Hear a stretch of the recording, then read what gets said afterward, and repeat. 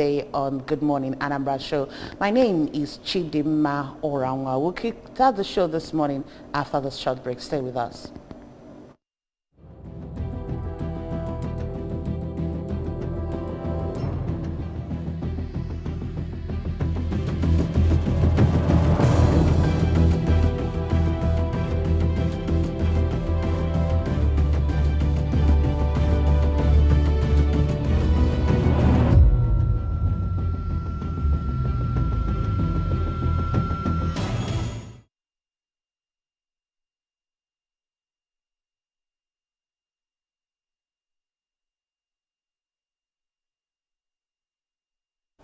You're welcome back to the show. This morning we have with us in the studio Chuka Uzeze. He's a public affairs analyst. Chuka, good morning and welcome to the show. Good morning and thank you for having me. We also have with us this morning Dr. Henry Duru, also a public affairs analyst. Dr. Henry, good morning. Good morning. Thank you for having me. All right, quickly, let's start the show with the stories making the headlines on ABS website this morning. The very first story we have, Chukwuebuka Okoye from Enugu seeks public government financial support to tackle health challenges. 2022 World Communications Day, Christians asked to share love to entrench unity. Anambra Youth Commissioner Agamba calls for closer, stronger engagement with youth to discourage restiveness. Bishop Ekulobia Catholic Diocese Okpaleke named the Cardinal by Pope Francis. Senate, Soludo urges Christians to unite and defend faith. Okay, these are the stories on the ABS website this morning. Let's start with you, Chooks. I think the flash stories there on ABS is twofold. One, bordering on love and youth engagement.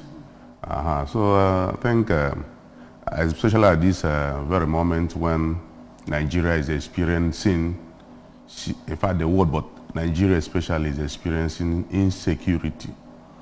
And the youths are the people always used at the forefront on ground, are the foot soldiers of when exerting this violence or insecurity. So I think the more the society shows empathy to the youth by sharing this love, engaging them positively, because it seems the youths are under pressure, that there is no provision for them in the scheme of things in society. And that is why there is need to share this love. And this love is not just doling out handouts to them, but getting their productive energy sat up in activities that will get them fulfilled while contributing to the productivity of the nation. Again, on the other hand, a big congratulations to the latest Prince of the Church, Catholic Church, Okpaleke, Cardinal Okpaleke now. So he's a good one for the faithful all over the world, especially Alibu and Nigeria and Anambra State. I think it's going to help us faith-wise and get us closer to God, because Cardinal means first among equals. So as a Prince of the Church, he could easily become the Pope tomorrow, of course, if there's vacancy there. So I think our faith has reached heaven.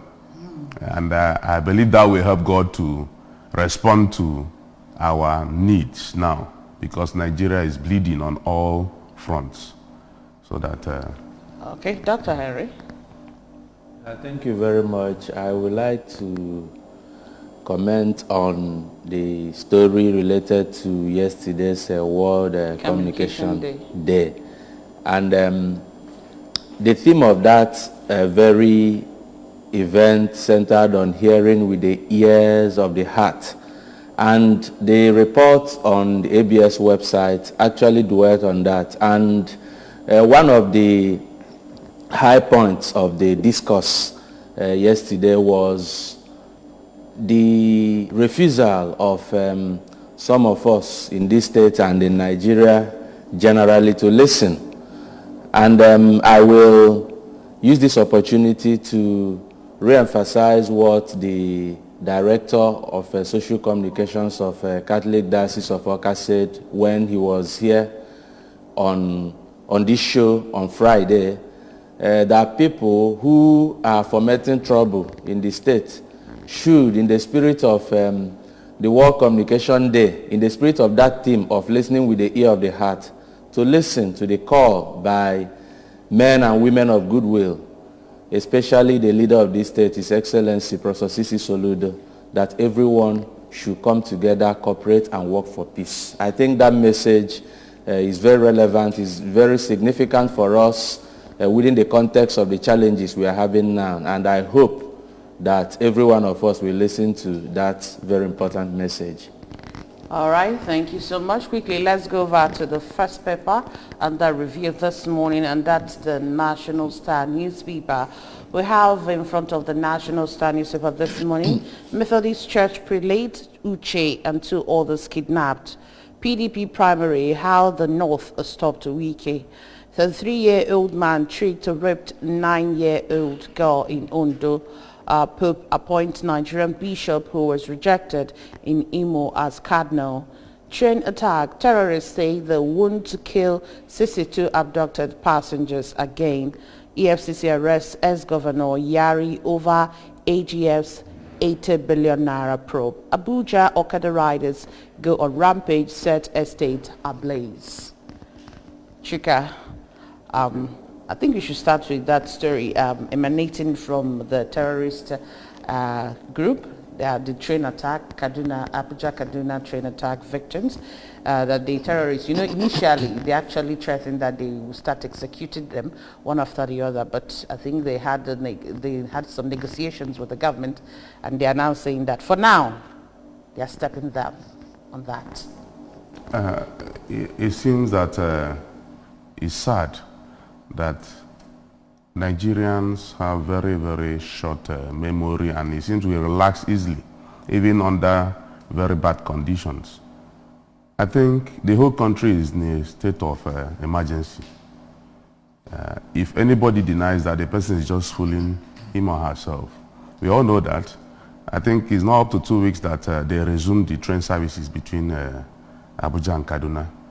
And little or nothing from the public perspective is going on, rescuing these people. Government is negotiating with bandits, and this will go the way of Chibok girls and all other kidnap incidences. Kidnap goes on every day. It depends on what comes to the public knowledge via press. Now, again, we are being told of the Methodist prelates. Yes. Today. Tomorrow, it will be another person. And I don't know why this government is finding difficult owing up that they are no more in control. Last time, it was farmers in Niger State contributing money, going to negotiate with bandits and terrorists to allow them to farm. If not, they will lose their livelihood, and then, of course, cost of food will also go up in the country. So I don't want to say we are tired, but we are very hopeful, especially now that we are at the verge of changing, the leaders of this country. And the question I continue to ask is, must the person who takes over be from the popular parties, the popular platform, or we take whatever they, dish out to us? Can't we pick people who can do the job, even if they come from, different or other parties? And that is why I continue to put forth that part of the amendments or the improvements that will be made to the electoral law will include or should include independent candidates. And when this happens, because they will tell us that it's party that wins the election, but yet people will get there to the national legislature, and they will dump one party and move to another. So if it's party that wins the election, it means that for you to dump the party, you leave that seat so that party will send somebody else. So it means that in practice, it's independent candidates, but on paper, they are claiming his party. So I'm calling on Nigerians to please make sure that we get our PVCs ready. And research has shown that less than 30% of registered voters always vote, especially in the southeast. Especially in the southeast. So I think when everybody who register or everybody gets registered and then turns out to vote, I think we can change the narrative. It must not be people from particularly Party A or Party B, but people who have the political capacity. parties. Yes. Okay. Quickly, let's go over to you, Dr. Henry. Do you want to talk about that, or you have another thing to comment on? Okay. If you look at that paper, you will also see a report of how the North stopped Governor Wike. What I just want to say there is that it's quite unfortunate the way the PDP primary election unfolded. Ultimately, we have seen that the zoning arrangement has been actually discarded completely.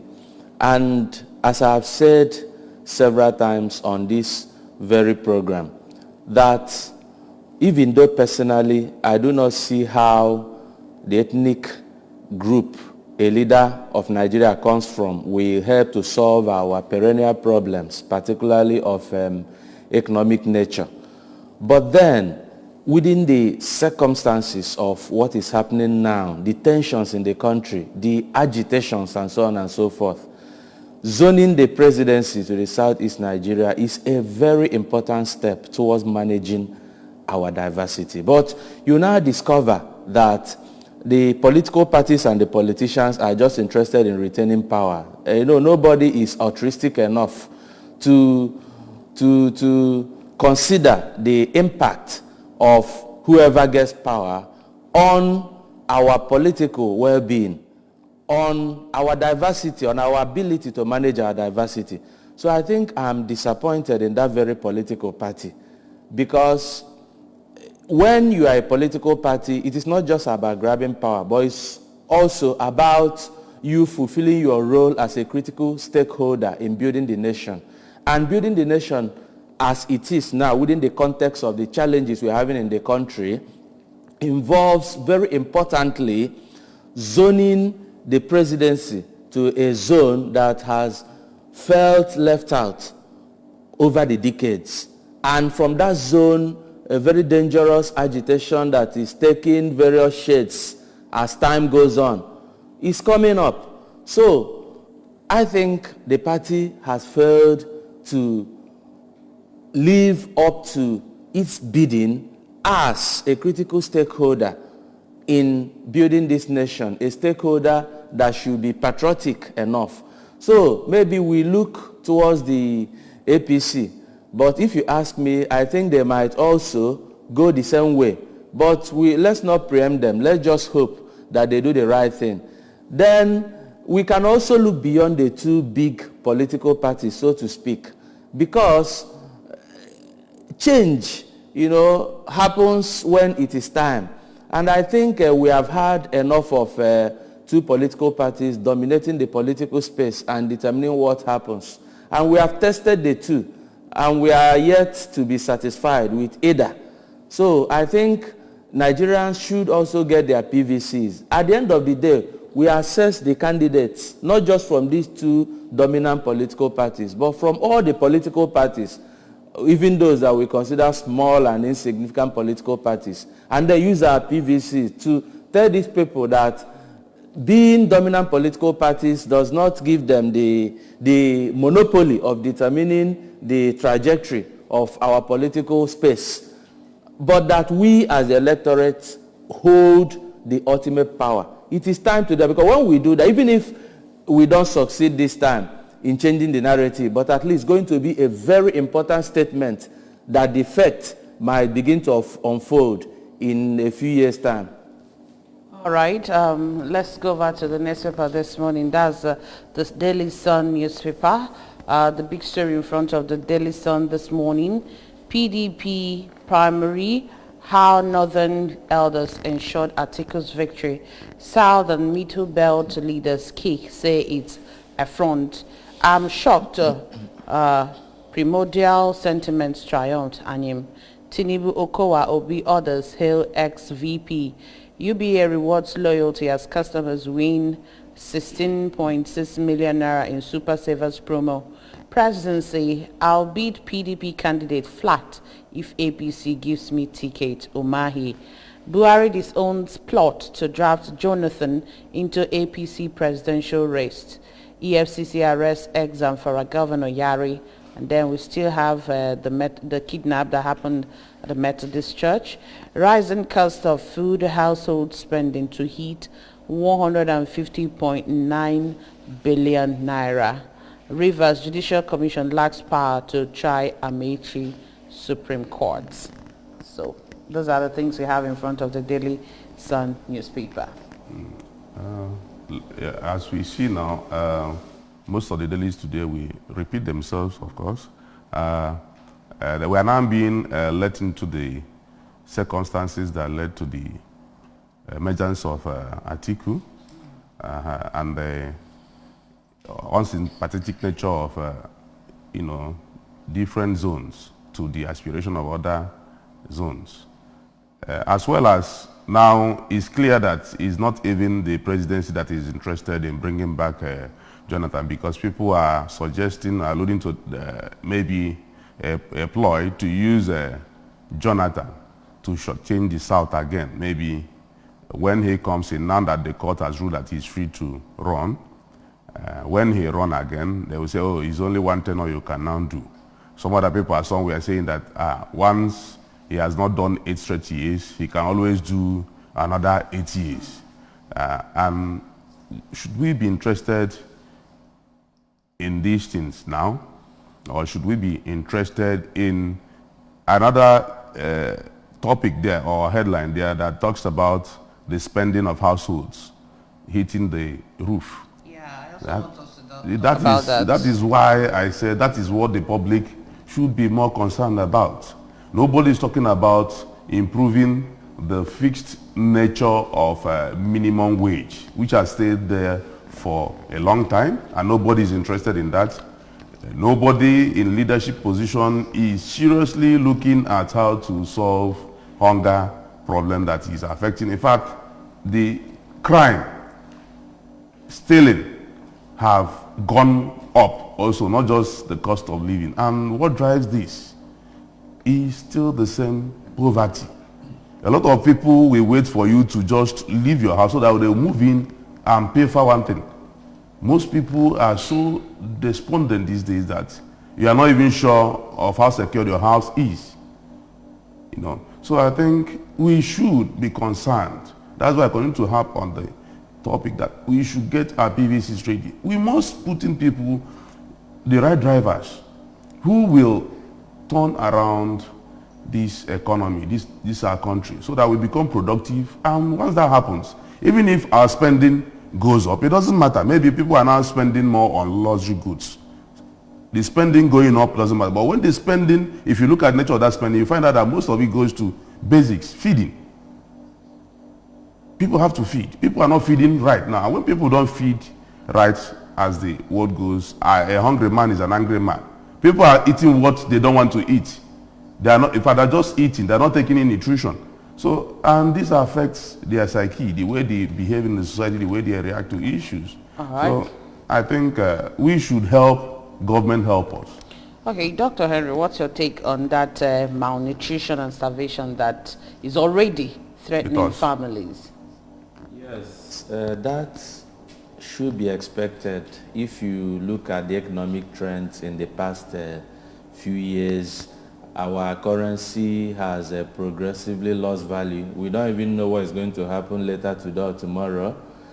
People's income has continued to shrink, and because our economy is relying almost 100% on oil, we are always exposed to the vagaries of that commodity in the international market. We are not producing finished goods to export in order to achieve a favorable balance of trade and a balance of payment. So we should always expect such difficult economic development. But then we are... Good morning. Good morning. And how was the weekend? Please reduce the volume on your TV set. I want to contribute to this press review. And my name is Comrade Martin from Niger State. Okay, Comrade, go ahead. We have to be thanking God one day in this country. But I want to start by the just past presidential appearance of the TDP. Now, what happens to the friend to Yes Wike that people have to run to him? So just conclude that story, so that's another. So the Tabo has to drop Wike, so our friend.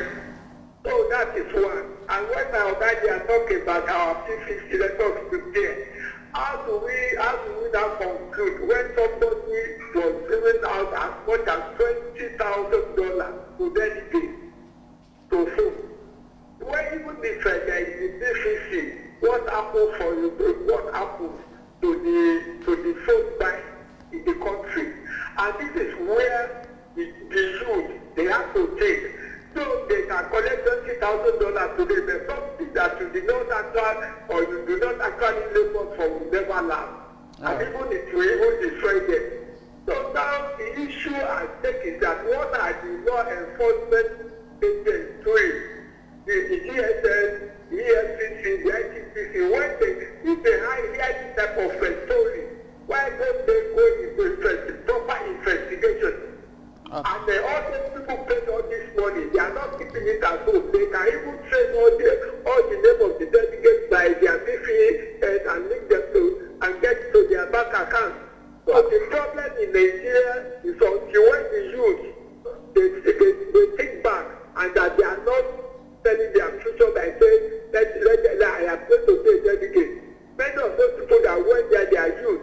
All right. We don't have to break. And now, out of all those people, Atiku going to 78. What is he going to offer?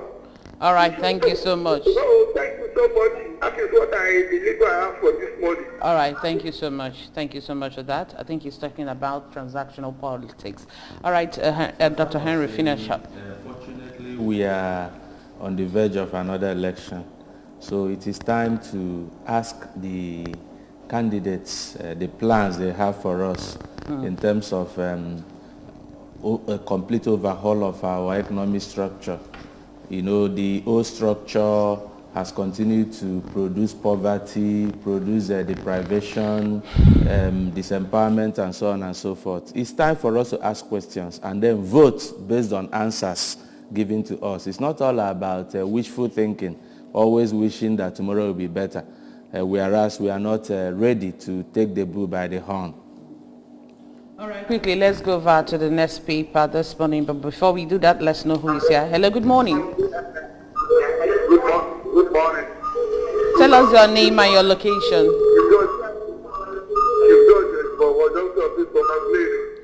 Please, can you move away from where your TV is located, or you turn down the volume? All right, go ahead. My own is, now that the primary is over, what about the August strike? Okay. Because they need our politicians supposed to be committed. They're supposed to think of the young ones. And we are pleased with primary as we want by getting an article of 70-something years from India. What of the Asu strike? Okay, you're asking a question, what about the ASU strike? I heard the ASU have called off theirs. Do you have anything to add to that?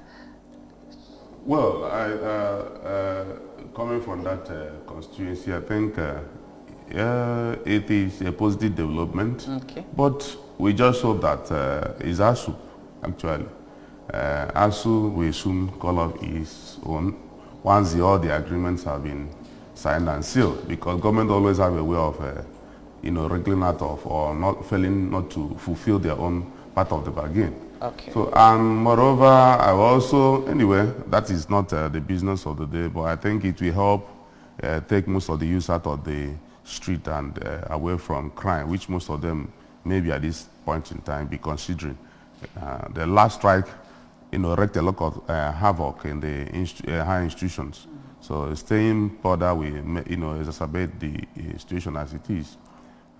So I think that we, rejig the country, and then we see how it plays out. Hoping that government will continue to, honor their part of their, agreement.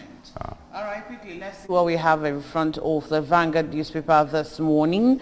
The big story there, PDP, Wike, Okowa, Udom, Anyim on the cart of VP slots. Okada riders on rampage set estate ablaze in Abuja. Alleged fraud, Supreme Court dismisses probe panel's indictment of Amechi. We still have there, Pope appoints Bishop Obalek and 20 others, new cardinal. 2023, APC governors gang up against Jonathan. Italy-based Nigerian excretes 95 pellets of heroin at Abuja airport. All market, Bonny Light price hit $121.4 per barrel as experts predict instability. Ex-Governor Yari arrested over AGF's 8 billion naira probe. So, okay, let's talk about the 2023 election, the gang up against the former president, Jonathan. Okay, I am really surprised the way Jonathan's name continues to come up. I don't really get what is happening because I've asked the question, is Jonathan a member of the APC? I haven't seen where he officially defected, the way it's usually celebrated in the media. He will come, they will be given a card, they will display it and all that. So I haven't seen such a thing. Even some members of the APC have actually disowned him, saying that he's not their member. And I also heard that the brochure used by the PDP in the primary election of Saturday, Sunday, that his name appeared in the brochure that beside that of the former Vice President Atiku, just in the beginning pages of the brochure. That is what I heard. I don't know how truthful that is. But then the man's silence, is suspect because his name continues to come up, and we expect to hear him to say, see, I am in, or I am not in. But the man has been largely silent, and he's not known publicly to be a member of that very party. And you cannot be a presidential hopeful. You cannot be someone who is likely to get the ticket of a political party, and you are not campaigning, you are not talking. Other persons are talking on your behalf. So does it now mean that you are coming out as a puppet, assuming tomorrow you emerge as the flag bearer? So these are questions that, because I'm going to be disappointed if at the end of the day it turns out to be true, then it now means that the man actually is not independent-minded. He didn't come out to campaign to seek for the ticket and actually get the ticket. That some persons did the whole thing for him, campaigned for him, did the advocacy for him, and then got the ticket for him. And then I think it's not going to augur well for our quest to have a very decisive leadership at the center. So I think it's even better for the man's image for him to come out clean at this moment before the convention is actually held. So let's go over to the newspaper. That's the Punch newspaper this morning. What we have in front of the Punch newspaper, Atiku's candidacy, Pro-zoning forces angry slams PDP, Tambuwal. Tambuwal's withdrawal dubious, PDP's primary inequitable, Pandef and others. Delegates inducement with the money forced Tambuwal to step down, governor's aid. And then we can see there, INEC chairman visits Ekiti ahead June 18 governor poll. Port Harcourt stampede, church mourns, traces victim families and club shot. Lagos telecoms, accountant commits suicide, friend blames depression. Can PFN fume as gunmen kidnap Methodist prelate, others in Abia State. EFCC arrests Yari and alleges ex-governor got 22 billion naira largesse from accountant general. Strike. We've resumed talks with the federal government, says ASU and SANU. I don't know if Zainab will say yes to me, says Adeaju, who rode motorcycle from London to Lagos. Choose. What got my my attention is this issue of Tambuwal's aide giving excuses while his principal withdrew from the contest. What we all know is that he stepped down for a particular person, not that he had to withdraw, given the monetary inducements being demanded, expected by the delegates. We all know what really happened, so nobody will now try to explain what happened that way to us. We are not that gullible again. The issue remains that we are as interested as how people got to leadership position as well as who got there. Like Doc has said before earlier, that justice and equity is being expected from all these political parties, and a lot of groups like Pandef and NEDECO and all of that have already come out publicly to demand from the political parties to douse this agitation and see if we can take care of the existing insecurity posed by demand of some people from the southeast. And I hope that APC will respond to that and other parties as well. Meanwhile, we continue to look forward to some sort of miracles. Because if you still look at the headlines, also look at ex-Governor Yari getting 22 billion, just like that. For what?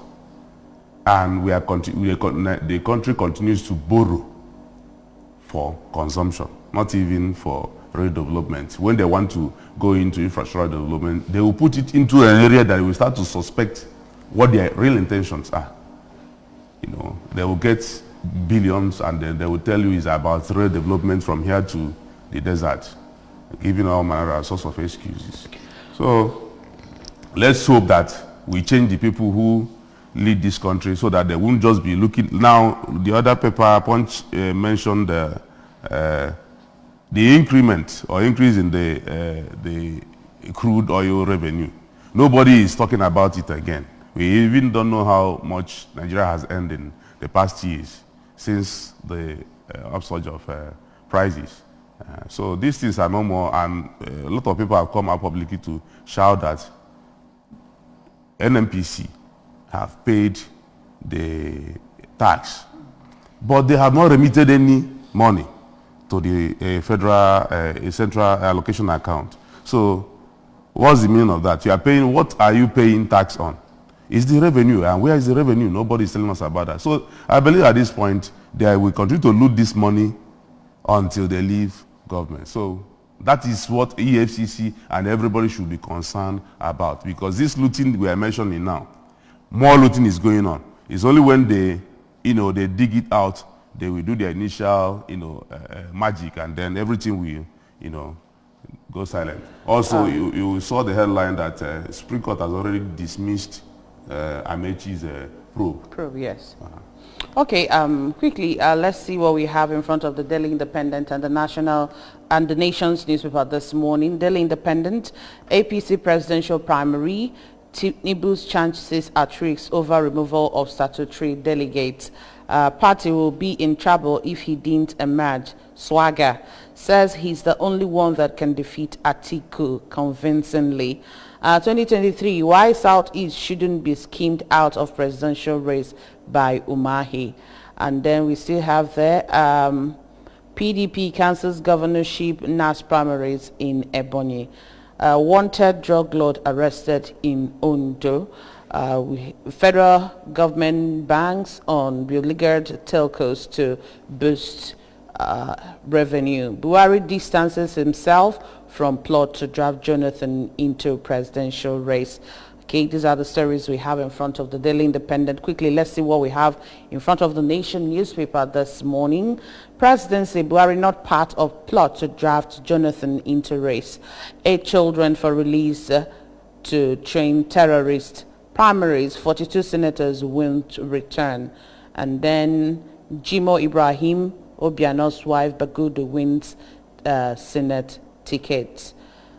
These are also the stories we have in front of the Nation. So, Dr. Henry. Okay, the story that I'm interested in, and it has actually come across most, if not all, the other newspapers reviewed so far, is the kidnap of the prelate of the Methodist Church of Nigeria and 2 others in Abia State. Of course, the kidnapping that happened in Abia State is not something we should treat in isolation. We have had kidnappings in Enugu, in Anambra, and other places, Oyo, Ondo, Zamfara, in fact, all parts of Nigeria. So you see that we are being engulfed by insecurity, at a scale that apparently we have never experienced in the history of this country.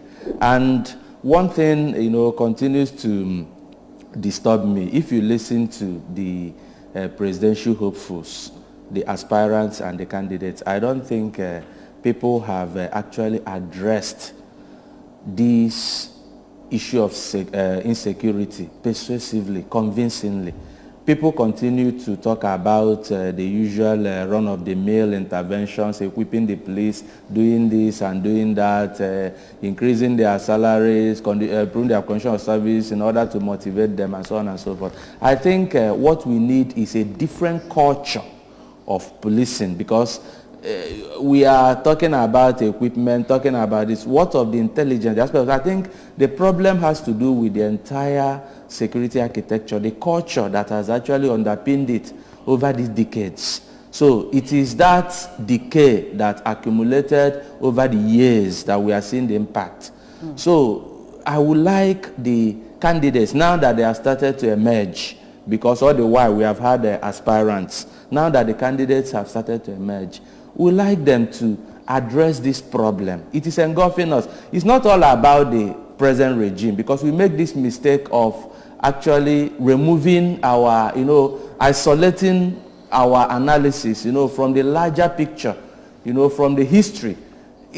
Our security organizations or agencies cannot automatically, become more sophisticated than they have been prepared to be through continuous improvement, training, equipment over the years. It's not something you achieve just under one regime or administration. So we should look at this from the larger picture, perspective of the larger picture, and then see it as a problem that has been there, that has accumulated over time, and that if we don't intervene now to arrest it, we are going to be in a greater mess, sooner than later. So that is my thought about this, and it's something that has really disturbed me, honestly. All right. Quickly, let's see what we have in front of the New Telegraph newspaper and the Tribune this morning. New Telegraph first. PDP race for VP slot begins with Atiku's emergence. And then we can see up there, CBN effect 661.09 billion naira interventions in critical sectors. Terrorists have withdrawn threats to kill trained passengers, says Gunnis spokesman. U.S. to Nigeria. Forest scarcity hurts our businesses in Nigeria. Suspended Catholic priest emerges APC Guba candidate in Benue State. Presidential primaries, CSN Kaigama fret over money politics, says a few Nigerians mortgaging nation's future. And they're also saying that politicians buying votes are criminally liable. This is from lawyers. And then the Nigerian Tribune now, PDP presidential primary, fresh issues over north or south balance. Atiku's emergence front on south. PDP now a northern political party. Ohaneze, you are a hero of the convention. You tell Stambual it's time to uproot APC bad governance. Atiku. EFCC arrests Governor Yari. Those calling for return of Jonathan are selfish. Fale and Buhari's plots with him may no longer be published. I think I will take on that issue of vote buying. Okay. My advice or suggestion still goes to other aspirants who are yet to conduct their own convention, that their own primaries. They should know that now that is in public domain, that it is to the highest bidder that the ticket goes to. They should expect the same equal measure to most of the voting public. So they are boxing themselves up by starting off with, vote buying among the delegates who are now just party members. How many people are spending a fortune? So it means that by the time they finish buying the minds of or the votes of groups and individuals and many pressure groups, that it's either they get liquidated when they lose out, or they'll be forced to loot our common patrimony when they get to that position.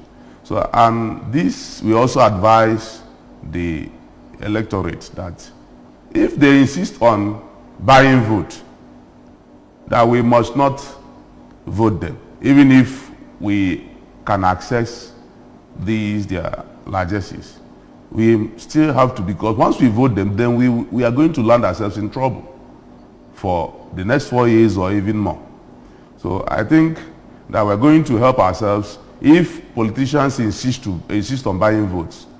You take their money, because nobody will dole out any money that he honestly got through business or economic activities. It's people that accessed looted funds that are given to doling it out in order to go back to a position of more looting.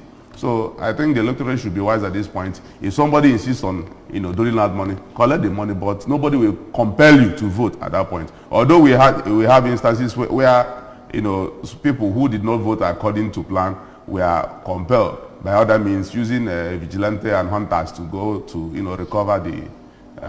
So I think we are supposed, the electorate at this point should and must change this narrative. All right. Well, on that note, we want to say a very big thank you to both of you, Chuks Uzeze and Dr. Henry Duru, for joining us this morning for Press Review. Thank you so much for coming. Thank you for having me. Thank you. It's my pleasure. Well, that's it on Press Review. Thank you so much for joining us on the show this morning. We are going on a short break. When we come back, we still have other things for you. Stay with us.